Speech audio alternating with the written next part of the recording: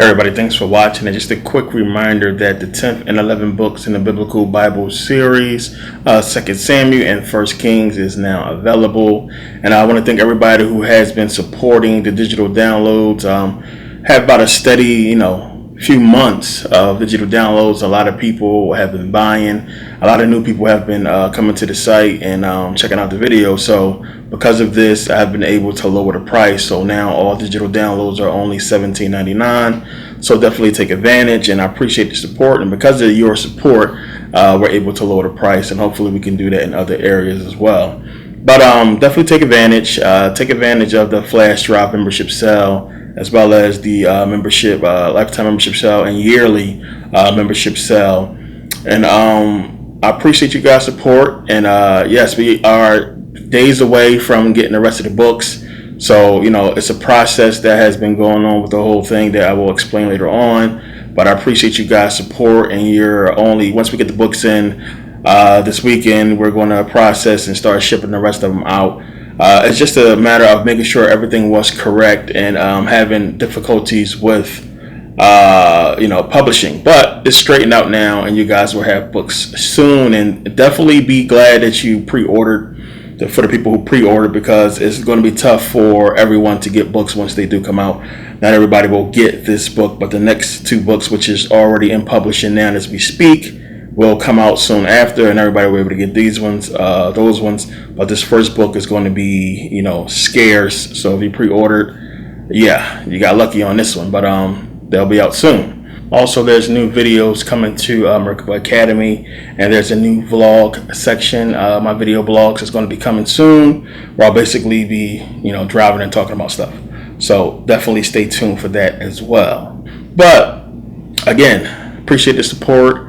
Definitely check out Merkabah Academy. As I said, the YouTube section is open. It is all categorized and is organized into different sections of religion and history, esoteric and consciousness, as well as political studies or what have you. All the videos are separated, and you can go ahead and just go through those, and definitely check it out. But I want to get into this video. Talked about Africa on many occasions and what's been going on there. And, a lot of people have been consumed with, Papa's chicken sandwiches and, the theme song to Power. And if you've been paying attention online or watching Al Jazeera or any real mainstream news site, you see what's happening in Africa right now with the destabilization of South Africa. It's something that I saw coming, and a lot of you have as well. Understand one. Talked about before how you had the South Africans getting rid of the farmers, the white farmers, Europeans, that was in there basically making crazy money off of the land and not allowing black people into certain areas, so on and so forth. Understand, the leaders in South Africa are corrupt.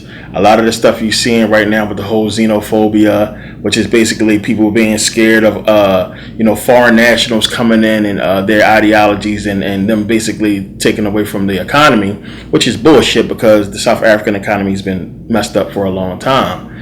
The issue is, you have the officials who seem like they've been given a red light by their white masters to go ahead and hold funds from South Africa, something they've been doing for a long time anyway.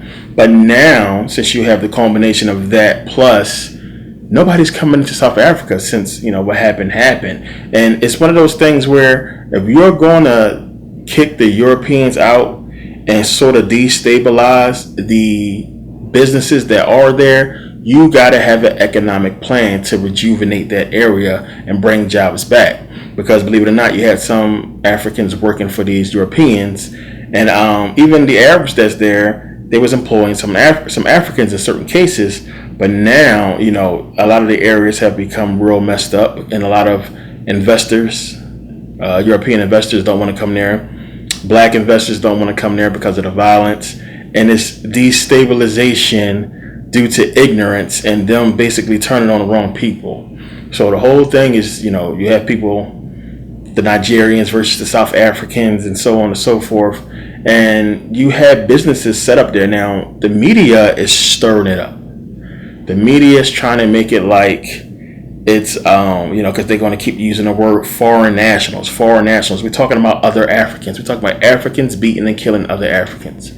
And you have them allow in a lot of the Gambian, Nigerian drug dealers to come down there and basically set up shop in a lot of different areas. And you have from, I have people down there that I've been talking to about this whole thing, but it's like, you have a store that's selling bootleg stuff that's harming another business. So this is one of the complaints that's happening down there. They're trying to get a lot of the fake stuff out of the stores, a lot of some of the stores that's down there, and people was complaining about that. But then you have people, well, the news want to put it like these people are coming in and taking jobs and destabilizing the economy for the people that's already there, and that's just the media reporting bullshit. It's already messed up down there, and they're saying stuff like the people who own these stores are taking jobs from the people. Think about that. That's stupid. They own a store. What jobs are they taking? If anything, they're employing people. So why is the media reporting that the people are looting because they're mad that these people are taking jobs away from them when they have a store? So obviously they're not taking jobs away. They have their own business. So it's destabilization, clear as day. Every time they show an African leader talking about what's going on there, and then he all suited up. Look at him. He's dressed like he owned the whole country, while everybody else running around dirty as hell. So it's telling you, it's showing you what's happening and how these Europeans operate.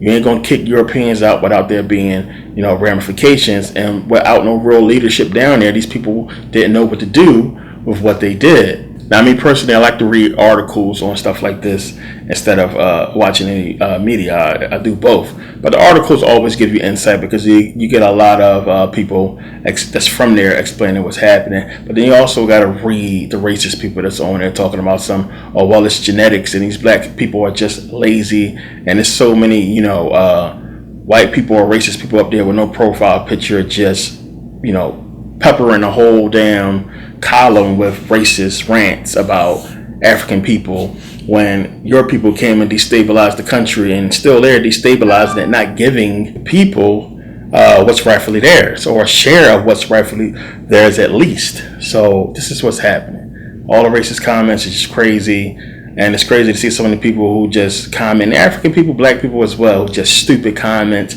agreeing with these people, and just all these people are just lazy. They're just lazy. The main narrative, they don't want to work.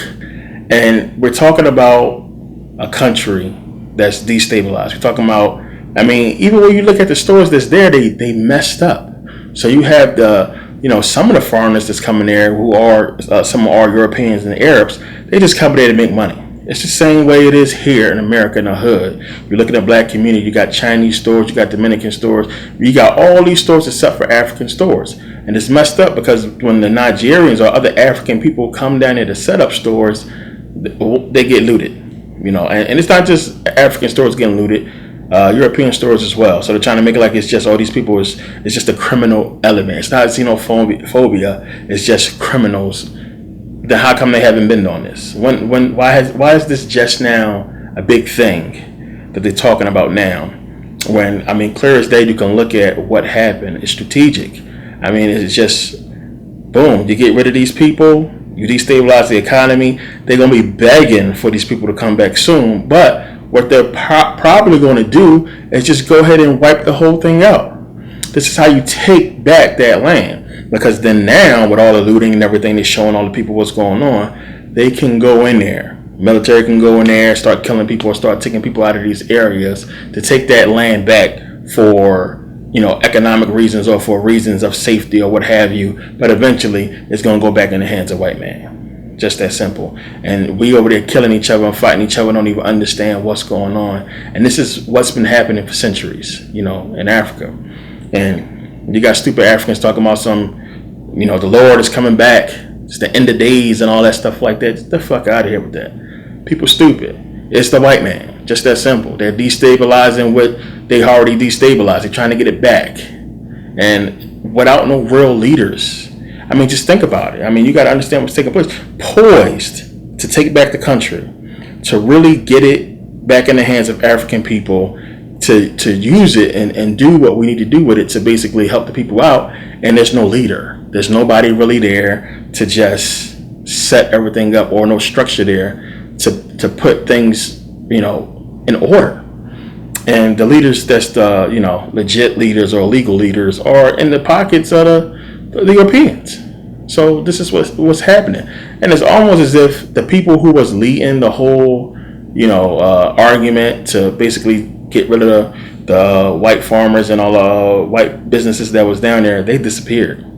It was almost as if it was a setup, to get the thing going. They got people riled up, but then it's like, where's the answers after that? What are we going to do when all these foreigners who have businesses who's employing Africans are gone? How are we going to keep the economy going? How is it going to be jobs? Are we going to, have money, or where's the tax money going to come from to go to the government to put back into the community? So now the government can look at it and say, well, y'all got rid of the white man who was bringing in all the tax money. There's no tax money to fix this or to feed you or to clothe you. So, boom, poverty increases. But really, they're just stealing the money that's already there, because there's a bunch of resources and money that's there. And the people could have just came together and set up a situation to where they could benefit economically by doing anything. I mean, it's Africa. But there is no leadership. It's destabilized, and it's crazy right now over there. So as I said, I was just talking about this before. And when you seen what was going on, I was just really giving Africa props, because it seemed like they was headed in the right direction, but nobody knew that they had no direction. There was no leader. There was no leadership. There was nobody driving the bus. It's just a bunch of people on it. It's nobody's there. Nobody's is leading these people, or at least from what I can see or from what I'm being told. It's no real direction or what to do next. So, as my friend told me, everybody was rah about the situation, and they had all these plans, but then people just disappeared. And now it's like poverty and people looking at each other like, what we gonna do? And I guess, if everybody poor, you got stores up and down the block that's selling stuff you need, and everybody poor, nobody got no money, but this stuff just sitting here. What you gonna do? People they gonna take it. And we can look at it, here, on our high horse and living comfortable in America.